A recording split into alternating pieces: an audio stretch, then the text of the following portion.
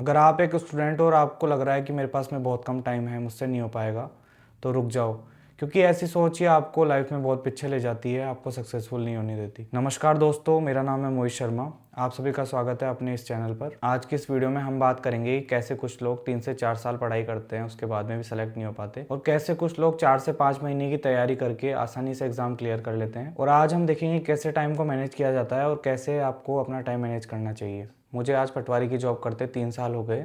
इन 3 सालों में मैंने 2 से 3 एग्ज़ामों की अच्छे से तैयारी करी, लेकिन मुझे एंड में इसमें असफलता मिली। मैंने अक्सर ये नोटिस किया कि मैं हर बार लास्ट टाइम पे थोड़ा पजल्ड हो जाता था सब चीज़ों को लेके, कि कैसे रिवीजन करना है, कैसे टाइम को मैनेज करना है। धीरे धीरे मुझे समझ में आया कि कैसे टाइम को मैनेज किया जाता है और टाइम मैनेजमेंट में एक अच्छे टाइम टेबल का कैसे रोल होता है। टाइम टेबल आपको डायरेक्शन देता है, आपके लिए एक रोड मैप का काम करता है। सरकारी नौकरी के एग्ज़ाम्स एक चक्रव्यूह की तरह होते हैं।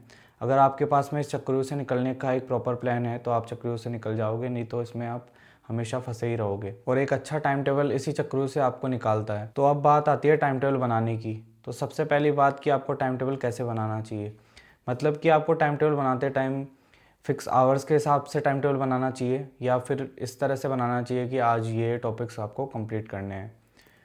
तो आपको मैं सच बताऊं तो ये दोनों तरीके ही एकदम सही नहीं है। इन दोनों तरीक़ों के अलावा अपन इन दोनों को मिक्स करके एक तीसरा तरीका बनाएंगे। वो टाइम टेबल आपको फॉलो करना है, वो आपके लिए बेस्ट टाइम टेबल रहेगा। तो अगर अपन पहले बात करें, जो फर्स्ट वाला अपना तरीका है कि फ़िक्स आवर्स के हिसाब से टाइम टेबल बनाने का, तो उसके अंदर आप अगर ऐसे डिसाइड करोगे कि आज मुझे ये टॉपिक्स पढ़ने हैं इस सब्जेक्ट के अंदर, मतलब कि 1 घंटे के अंदर मुझे कल्चर पढ़नी है, 1 घंटे में ज्योग्राफी पढ़नी है, 1 घंटे पॉलिटी पढ़नी है, तो इस तरह से अगर आप पढ़ोगे तो आप जल्दी जल्दी टॉपिक को क्लियर करने की, टॉपिक को कंप्लीट करने की कोशिश करोगे। उस चक्कर में आपकी अच्छे से पढ़ाई नहीं हो पाएगी, आप कभी आधा टॉपिक पढ़ लोगे, कभी पूरा नहीं पढ़ पाओगे, एमसीक्यूज़ नहीं देख पाओगे। तो ये तरीका आपका एकदम प्रॉपर सही नहीं है। दूसरे तरीके की अपन बात करें तो उसके अंदर ऐसे है कि आप ऐसे डिसाइड करो कि आज मुझे ये टॉपिक कंप्लीट करने हैं। तो उसके अंदर आप, जैसे मान लो आपने सोचा कि कल्चर के अंदर मैं लोक नृत्य पढ़ लूँगा, और आपने ये डिसाइड नहीं किया कि मुझे कितने टाइम के अंदर उस चीज़ को कंप्लीट करना है, तो आप उस चीज़ को लेके पूरे 4-5 घंटे भी वेस्ट कर सकते हो कि आप धीरे धीरे सोचते रहोगे कि हाँ ठीक है, मुझे ये टॉपिक आज कंप्लीट करना है। तो ये दोनों तरीके अपने आप में एकदम सही नहीं है। आपको जो तीसरा वाला तरीका है वो वाला फॉलो करना है। तो अब अपन बात करें अपने टाइम टेबल बनाने के सबसे बेस्ट तरीके के बारे में। तो इसके अंदर क्या है कि आपको डिसाइड करना है एक बार कि आपको डेली पढ़ाई का कितना टाइम मिलता है। यानी कि अगर आप एवरेज निकालें मंथ में कि आप कितने घंटे पढ़ पाते हो एक दिन के अंदर, तो अगर आप जैसे 6 से 7 घंटे आज पढ़ रहे हो और कल आप अगर 8 से 9 10 घंटे पढ़ रहे हो, तो आप एक एवरेज निकाल के रखो कि हाँ 7 से 8 घंटे मैं डेली पढ़ सकता हूँ। तो उसके हिसाब से आपको टाइम टेबल बनाना है। फिर अगर आपने डिसाइड कर लिया कि आपको इतने घंटे रोज़ डेली पढ़ना है या आपको इतना टाइम मिल जाता है, तो उसके अंदर फिर आपको ये डिसाइड करना है कि जैसे सुबह के टाइम मेरी अच्छी पढ़ाई होती है या शाम के टाइम सबसे अच्छी पढ़ाई होती है। इस हिसाब से आपको डिसाइड कर लेना है कि आपकी सबसे अच्छी पढ़ाई किस टाइम होती है और सबसे कम आपको याद किस टाइम होता है। इस हिसाब से आप एक बार मोटा मोटा अपना टाइम और जो आपका स्टडी का रूटीन है उसको एक बार एनालाइज कर लो ठीक से। तो उसके बाद में आपको सबसे पहले एक मंथ का या फिर मंथली टाइम टेबल बनाना है। जैसे आप मान लो कोई एग्ज़ाम है आपका 2 महीने बाद है, या कोई एग्ज़ाम आपका 3 महीने बाद है, तो आपको एक बार मंथली मोटा मोटा टाइम टेबल आपका सेट करना है कि किस हिसाब से आपको पूरे मंथ में पढ़ाई करनी है। या फिर आपके एग्ज़ाम को अभी टाइम है बहुत ज़्यादा, तो आप इस हिसाब से डिसाइड कर सकते हो कि एक मंथ के अंदर मुझे 2-3 कितने सब्जेक्टों को कवर करना है। तो इस हिसाब से एक बार आप मंथली डिसाइड कर लो कि मुझे इस मंथ में ये टॉपिक इस हिसाब से कंप्लीट करने हैं। तो इस हिसाब से आपको एक बार मंथली टाइम टेबल बनाना है अपना कि किस किस सब्जेक्ट को आपको मंथली कंप्लीट करना है। तो इस हिसाब से पहले आपको एक बार डिसाइड करके रफली टाइम टेबल आपको बना लेना है मंथ का। मंथली टाइम टेबल बनाते टाइम आपको ये चीज़ ध्यान रखनी है, 2 तरह के स्टूडेंट्स होते हैं। एक तो वो होते हैं जो रिवीजन कर रहे होते हैं, और दूसरे वो होते हैं जो बिल्कुल एकदम फ्रेश स्टडी कर रहे हैं। तो जो फ्रेश स्टडी कर रहे हैं तो उनके पास में लगभग 6 से 7 महीने या 8 महीने होंगे। तो उनको अपना टाइम टेबल डिसाइड करने से पहले एक बार उस सिलेबस के ऊपर अपने टॉपिक है उनके हिसाब से लिखना है कि आप जैसे कोई भी टॉपिक है आप नया पढ़ रहे हो, तो उसको आपको पढ़ने में 2 से 3 घंटे जितने टाइम लगेगा वो आपको एक बार सिलेबस के ऊपर जैसे रफली एक बार लिख लेना है कि हाँ मेरे 4 पेज का 10 पेज का ये टॉपिक है, तो इसको पढ़ने में मुझे इतना टाइम लग सकता है। तो आपको एक बार रफली पूरे मंथली टाइम, मतलब जितना भी आपका सिलेबस है उसके ऊपर आपको टाइम एक बार लिख लेना है कि भाई ये टॉपिक पढ़ने में मुझे इतना टाइम लगेगा। और जो रिवाइज़ कर रहे हैं तो रिवाइज़ करने वाले लगभग उससे आधे टाइम में उसको कंप्लीट कर सकते हैं। जैसे लैब असिस्टेंट का एग्ज़ाम है अभी, तो उन लोगों को रिवीजन करना है, तो उनको एक टाइम टेबल बनाना है अच्छे से। तो वो इस तरह से डिसाइड कर सकते हैं कि पहले वो एक जो उनका सिलेबस है उसके अंदर जितने टॉपिक है तो उन पे वो एक बार अभी जैसे 2 महीने हैं तो उनको ये डिसाइड कर लेना है कि हाँ चलो कल्चर का मेरा एक टॉपिक है तो वो मैं आधे घंटे में कंप्लीट कर लूँगा।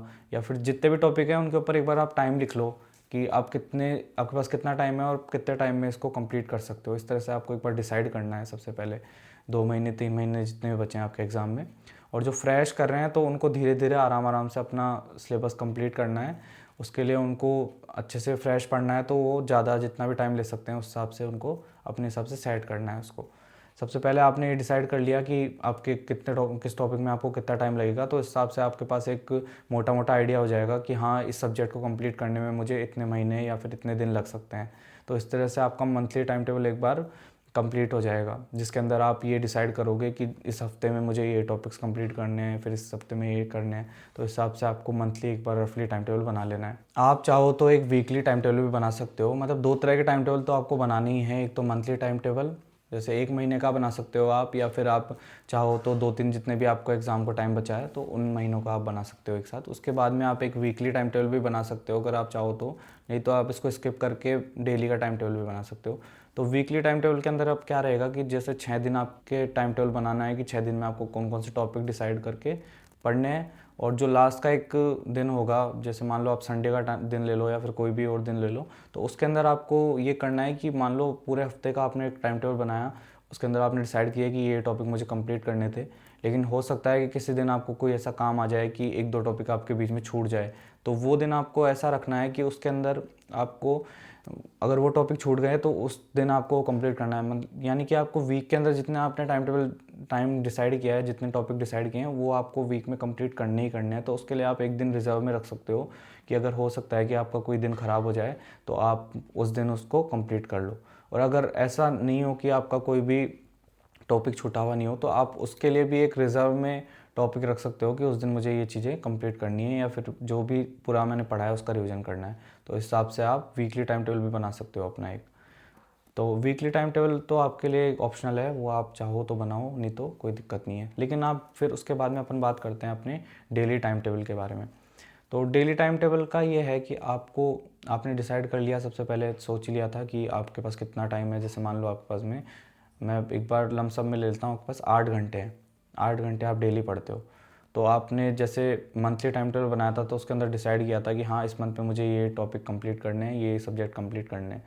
तो आपने जैसे आपके पास 8 घंटे हैं, अब आप 2 ऑप्शन हो गए आपके पास में। आप मान लो ऐसे एग्ज़ाम की तैयारी कर रहे हो जिसके अंदर 2 पेपर होते हैं, जैसे लैब असिस्टेंट है तो उसके अंदर 2 पेपर होते हैं, फर्स्ट ग्रेड के अंदर 2 होते हैं, सेकंड ग्रेड के अंदर 2 होते हैं, लाइब्रेरी के अंदर 2 होते हैं।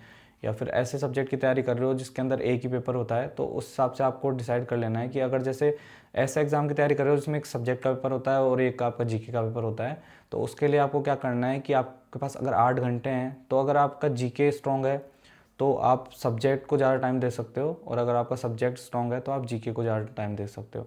तो इस हिसाब से जैसे आपका मान लो आप लैब असिस्टेंट की तैयारी कर रहे हो या फिर लाइब्रेरियन की या फर्स्ट ग्रेड की तैयारी कर रहे हो, सेकंड ग्रेड की तैयारी कर रहे हो, तो अगर आपका सब्जेक्ट स्ट्रॉन्ग है तो आप 3 घंटे सब्जेक्ट के लिए डिसाइड कर लो, और आपके 5 घंटे हैं वो आप जीके के लिए देख लो। और अगर आपका जीके स्ट्रॉन्ग है तो सब्जेक्ट के लिए देख लो, वो आपको डिसाइड करना है अपने हिसाब से। तो मैं एक बार जैसे मान लो किसी का सब्जेक्ट अच्छा है तो सब्जेक्ट के लिए वो 3 घंटे, अगर 8 घंटे का उसका टाइम टेबल है तो वो 3 घंटे दे सकता है अपने सब्जेक्ट के लिए, और उसके अलावा उसको 5 घंटे अपनी जीके के ऊपर रखना है। तो फिर उसको कैसे करना है, जैसे 3 घंटे के लिए उसने सब्जेक्ट डिसाइड कर लिया तो सब्जेक्ट का अपना उसने पूरा मंथली टाइम टेबल बना लिया, उसके हिसाब से मान लो सब्जेक्ट में 2 टॉपिक, एक टॉपिक जितना भी उसको सही लग रहा है उस हिसाब से वो पढ़ सकता है। उसके बाद में अपन आए जीके पे। तो जीके पे मान लो मेनली जो सब्जेक्ट्स होते हैं जीके में, एक तो राजस्थान जीके होती है जिसके अंदर आर्ट, कल्चर और ज्योग्राफी अपनी, ये 3 टॉपिक होंगे, या पॉलिटी भी हो सकता है किसी के हो, तो वो आप अपने हिसाब से देख लेना। उसके अलावा जैसे आपका इंडियन जीके का पार्ट हो गया तो इंडियन जीके हो गई 1-2 चीज़ें। उसके अलावा मान लो साइकोलॉजी है आपके, मेनली सबके यही टॉपिक्स होते हैं, तो साइकोलॉजी है, तो आपके 3 सब्जेक्ट हो गए इसके अंदर। और एक मान लो कोई सा भी एडिशनल वर्ड ज्योग्राफी है या फिर इकोनॉमिक्स है, फर्स्ट ग्रेड वालों के लिए मैथ्स है, जो भी टॉपिक्स हैं, तो उस हिसाब से आप एक बार आपने मंथली डिसाइड कर लिया था तो आप डेली का ये डिसाइड कर लो। जैसे मान लो आपको राजस्थान ज्योग्राफी ले के चलनी है, साथ में साइकोलॉजी लेके चलनी है, और साथ में आप जैसे फर्स्ट ग्रेड की कर रहे हो तो मैथ्स को आप डेली पढ़ सकते हो, या फिर अगर आप और किसी एग्ज़ाम की तैयारी कर रहे हो जैसे लैब असिस्टेंट की हो गई और लाइब्रेरियन की हो गई, तो आप वर्ल्ड जीके या इंडियन जीके में से कुछ ले सकते हो। तो 3 चीज़ें आप साथ लेके चल रहे हो मान लो, तो आपके पास में 5 घंटे 5.5 घंटे हैं। तो आपने राजस्थान जीके का देखा सबसे पहले, तो राजस्थान जीके में आप सोच लो कि मैं 2 घंटे या फिर 2 घंटे के आसपास, मतलब 5 घंटे हैं तो आपके पास में 2 या ढाई घंटे आप सोच लो कि मैं राजस्थान जीके को कवर करूँगा। तो बचे आपके 2.5 घंटे, उनमें से 1 घंटा आप दे सकते हो अपनी इंडियन जीके को, और 1.5 घंटा आप साइकोलॉजी को करो, क्योंकि अगर आप लैब असिस्टेंट की या फिर लाइब्रेरी की तैयारी कर रहे हो तो हो सकता है कि आप नए हो इस फील्ड में, तो आपको साइकोलॉजी को अच्छे से तैयार करना है, क्योंकि साइकोलॉजी में काफ़ी अच्छे क्वेश्चन पूछे जाते हैं। तो इस तरह से आपको एक बार डिसाइड कर लेना है कि मैं जो मेरे 5 घंटे या 6 घंटे जितने भी आपने डिसाइड करें हैं जीके के लिए, तो उसको आपको एक बार डिसाइड कर लेना है कि कौन कौन से टॉपिक्स को मुझे कितना टाइम देना है। तो उसके हिसाब से आपने डिसाइड कर लिया कि हाँ ठीक है, जीके के लिए मैं ये टॉपिक्स पढ़ूंगा और इतना टाइम दूंगा उसको। तो मतलब ऐसा नहीं है कि आप ऐसे फिक्स करके रखो कि डेली मैं 2 घंटे 3 घंटे राजस्थान को ही दूंगा या फिर साइकोलॉजी को ही दूंगा 1 घंटा, और 1 घंटा मैं इंडियन को ही दूंगा। नहीं, आपको डेली अपना टाइम टेबल बनाना है, डेली बनाना है आपको। जैसे सोने से पहले या सुबह उठने के बाद आपको टाइम टेबल बनाना है। सबसे पहला काम ये होना चाहिए आपका पढ़ाई से पहले कि टाइम टेबल बनाना है आपको, कि आपको आज क्या क्या पढ़ना है। तो उसके अंदर आपको इस तरह से डिसाइड करना है, जैसे मान लो कि आप राजस्थान का कुछ पढ़ रहे हो, जैसे राजस्थान कल्चर हो गई आपकी, तो कल्चर के अंदर काफ़ी टॉपिक्स है। मान लो कि आप वाद्य यंत्र वाला टॉपिक पढ़ रहे हो, तो वाद्य यंत्र वाला टॉपिक है वो आपका मुश्किल से, अगर आप रिवीजन कर रहे हो तो आपको 1 घंटा भी, बहुत ज़्यादा बता रहा हूँ मैं, 1 घंटा भी नहीं लगेगा उसके अंदर, और आप पहली बार पढ़ रहे हो तो हो सकता है आपको 2 घंटे लग जाए। तो इस तरह से आपको डिसाइड करना है। जैसे मान लो एक आज आपने वाद्य यंत्र पढ़ा तो आपको 1 घंटे में राजस्थान जीके कंप्लीट हो गई, तो आपको फिर 1 घंटे में कंप्लीट हो गई, तो अब उसके साथ में साइकोलॉजी या फिर वर्ड या इंडियन जीके का ऐसा टॉपिक उठाओ जो लेंदी हो थोड़ा। यानी कि आपको ऐसे डिसाइड नहीं करना है कि एक सब्जेक्ट को मैं डेली 2 घंटे या 3 घंटे दूंगा। नहीं, आपको जब मंथली टाइम टेबल बनाओ तो उस हिसाब से डिसाइड करो कि आपको कैसे कवर करना है, कि एक सब्जेक्ट में रोज़ हार्ड हार्ड चीज़ें नहीं पढ़नी है आपको। किसी दिन आपने इजी पढ़ लिया तो आपको थोड़ा रिलैक्स फील होगा, और किसी सब्जेक्ट में आप डेली इजी पढ़ रहे हो तो उसमें कोई हार्ड टॉपिक हो, उसको इस तरह से डिसाइड करो अपने हिसाब से कि आप मैनेज कर पाओ कि 5 घंटे 6 घंटे के अंदर कैसे पढ़ना है। और जैसे आप मान लो कि आपने डिसाइड किया कि मुझे राजस्थान जीके है वो पढ़ना है 2 ढाई घंटे, तो उसके अंदर आपको इस तरह से डिसाइड करना है कि आपका टॉपिक भी कंप्लीट हो जाए, और टॉपिक के साथ साथ में ही आपको उसके जो PYQs हैं, जैसे आप दिशा की बुक होती है, तो उस बुक में से आपको क्वेश्चंस तो ज़रूर देखने ही है। अगर आप जिस दिन पढ़ रहे हो उसी दिन आप टॉपिक के क्वेश्चंस देख लेते हो तो वो आपके लिए मतलब कि 10-20% वो आपको एक्स्ट्रा नॉलेज मिल जाती है उस चीज़ की, आपका 10-20% ज़्यादा याद होता है उस चीज़। तो वो आपको करना है कि आप पढ़ने से पहले भी देख सकते हो PYQs, और पढ़ने के बाद में भी आप PYQs देख सकते हो। वो आपके ऊपर डिपेंड करता है कि अगर आप पढ़ने से पहले देखोगे तो आपको एक आइडिया रहेगा कि कौन कौन सी चीज़ें ज़्यादा इंपॉर्टेंट है, तो उन पे आपका दिमाग जाएगा। और आप पढ़ने के बाद में देखोगे तो आपका एक बार रिवीजन हो जाएगा। तो वो आपको डिसाइड करना है कि पढ़ने से पहले PYQs देखने हैं या पढ़ने के बाद में देखने हैं, लेकिन आपको PYQs देख के चलने हैं मतलब। और जो लोग मतलब जिनके एग्ज़ाम में अभी काफ़ी टाइम है, जैसे 6-7 महीने हैं, 7 महीने हैं, तो वो लोग तो ज़रूर से ज़रूर PYQs देख के साथ साथ में ही पढ़ते रहें, धीरे धीरे पढ़ें। मतलब उन लोगों को इतना फास्टली नहीं पढ़ना है कि आप 1-1.5 महीने में कोर्स कंप्लीट करके, या फिर ऐसे सोच लो कि हाँ मैं तो 2 महीने में ही पूरा जितना सिलेबस है वो कंप्लीट करके अपने बैठ जाऊँगा। मतलब आपको किसी को ये दिखाना नहीं है कि आप मतलब बहुत जल्दी जल्दी पढ़ के कंप्लीट करके आपने सिलेबस कंप्लीट करके रख दिया। नहीं, आपको अपने बारे में सोचना है कि भाई मैं पढ़ाई कर रहा हूँ तो मुझे अच्छे से वो चीज़ याद होनी चाहिए। तो आपको इस हिसाब से धीरे धीरे पढ़ना है।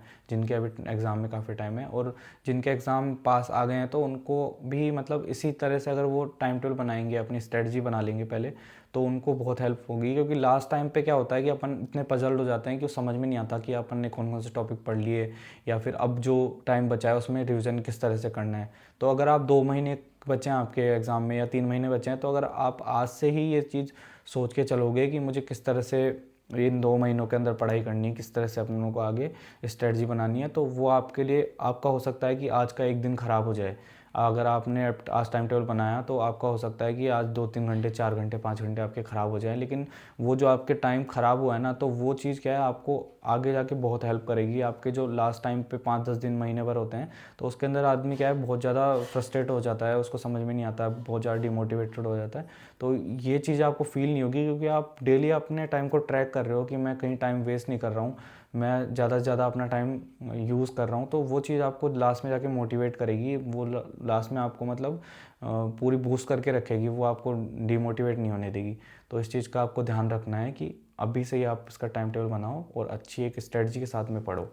आज आपको लग सकता है कि ये चीज़ें टाइम टेबल बनाना ये सब टाइम वेस्टिंग है, क्योंकि अपना दिमाग इस तरह से ही सोचता है कि अपनों को जो इंस्टेंट चीज़ है वो अपनों को ग्रैब करनी है। मतलब कि आप अभी पढ़ोगे, आपको ऐसा लगेगा कि हाँ मैं 7 घंटे आज पढ़ लिया तो बहुत अच्छा हो गया। तो इस तरह से चीज़ें नहीं होती है, आपको एक स्ट्रेटजी बना के ही पढ़ाई करनी चाहिए। क्योंकि वो आपका जैसे आज अगर आपने 3 घंटे 4 घंटे बचा के अपना टाइम टेबल नहीं बनाया, तो हो सकता है कि किसी दिन आप जैसे पढ़ते जाओगे तो 5-7 दिन बाद आपको फ्रस्ट्रेट फील हो और वो आपका एक दिन भी ख़राब हो जाए, आप बीमार हो जाओ, तो आपका 1-2 दिन ऐसे हो जाए कि आप डिमोटिवेट फील करो, तो आपसे पढ़ाई ना हो। तो उससे अच्छा है कि आप अभी ही इस चीज़ को सॉर्ट कर लो कि आप एक अच्छा टाइम टेबल बना लो अपना, और उस तरह से आप उसको आगे पढ़ाई करनी है। और अमेरिका के एक राष्ट्रपति थे अब्राहम लिंकन, उन्होंने एक बात बोली थी कि अगर मेरे को 7 घंटे 8 घंटे अगर पेड़ काटने के लिए मिलते हैं ना, तो मैं 4 से 5 घंटे अपनी कुल्हाड़ी की धार को तेज़ करने में लगाऊंगा। यानी कि आपको मतलब पेड़, जैसे मान लो आपको पेड़ काटना है, तो आप अगर पहले से अगर आपकी कुल्हाड़ी इतनी, उसकी धार इतनी तेज़ होगी कि आप एक झटके में उस पेड़ को काट दो, या फिर बहुत कम परिश्रम में आप उस पेड़ को काट दो, तो वो आपके लिए ज़्यादा अच्छा होगा, रादर देन कि आप ऐसी एक भोटी कुल्हाड़ी से पेड़ को काटो कि उसको आपको काटने में बहुत ज़्यादा मेहनत लगे। तो आपको क्या है, इस तरह से अपने प्लान्स को बनाना है, इस तरह से स्मार्ट वर्क करना है कि आप कम हार्ड वर्क के अंदर बहुत ज़्यादा रिजल्ट निकाल सको। तो ये चीज़ है कि आप आज अगर आप 2-4 घंटे 5 घंटे अपने वेस्ट करके, या 2-4 घंटे 5 घंटे इन्वेस्ट करके अगर आप एक अच्छी स्ट्रेटजी प्लान बनाते हो आपके लिए 2-4 महीने के लिए, तो वो आपके लिए बहुत हेल्पफुल होगा। और अगर आप कुछ एडिशनल भी करना चाहते हो अपने टाइम मैनेजमेंट के अंदर, तो आप इतना कर सकते हो कि आपके सोने से पहले आप आधा घंटा अपनी एक्टिव रिकॉलिंग के लिए रख सकते हो, कि आपने जो आज जो सब चीज़ें पढ़ी है, मान लो आपने जो जो चीज़ें पढ़ी है, तो उसके अंदर आप एक बार उन सब चीज़ों का एक्टिव रिकॉलिंग कर लो कि आज मैंने क्या क्या चीज़ें पढ़ी है, कैसे पढ़ा था, क्या क्या टॉपिक थे। तो वो सब चीज़ें आप एक बार एक्टिव रिकॉलिंग कर सकते हो। तो उससे क्या है, आपकी मेमोरी, मतलब वो जो चीज़ें हैं वो मेमोरी से निकलेगी नहीं, वो आपकी परमानेंट हो जाएगी। तो अगर आप चाहोगे तो एक्टिव रिकॉलिंग पे भी मैं एक नेक्स्ट वीडियो बना दूंगा। और उसके अलावा आप बिना किसी टेंशन के, बिना किसी डिप्रेशन के अच्छे से पढ़ते रहिए, अपने टाइम को अच्छे से मैनेज कीजिए। और बाकी लाइफ में किसी चीज़ का बर्डन मत रखिए कि आप जॉब लगोगे उसके बाद में ही कोई काम करोगे। आप सब चीज़ों को साथ में लेके चलो, अपने फैमिली को, अपने फ्रेंड्स को, अपना जो भी इम्पोर्टेंट काम है, कॉलेज है तो उसके एग्ज़ाम्स है, तो उन सब चीज़ों को आप मैनेज करके चलो। ऐसा मत सोचो कि एग्ज़ाम होने के बाद में या जॉब लगने के बाद में मैं वो सब चीज़ें करूँगा। इन सब चीज़ों से क्या है, बर्डन बनता है अपने ऊपर, और अपन बहुत ज़्यादा फ्रस्ट्रेटेड और बहुत ज़्यादा डिमोटिवेटेड फील होता है। तो इन चीज़ों से आपको बचना है। तो अगर आप चाहोगे तो आप कमेंट बॉक्स में एक बार कमेंट करके बता देना। मैं इस तरह की एक वीडियो बना दूंगा कि आपको एग्ज़ाम की तैयारी करते टाइम किन किन चीज़ों की गलतियाँ नहीं करनी चाहिए, किन किन चीज़ों को अवॉइड करना चाहिए।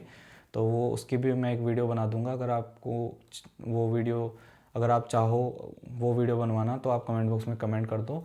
और अगर आपको ये वीडियो अच्छी लगी है, तो आप सबसे पहला काम जो करिए कि ज़्यादा से ज़्यादा अपने फ्रेंड्स हैं उनके साथ इस वीडियो को शेयर करिए।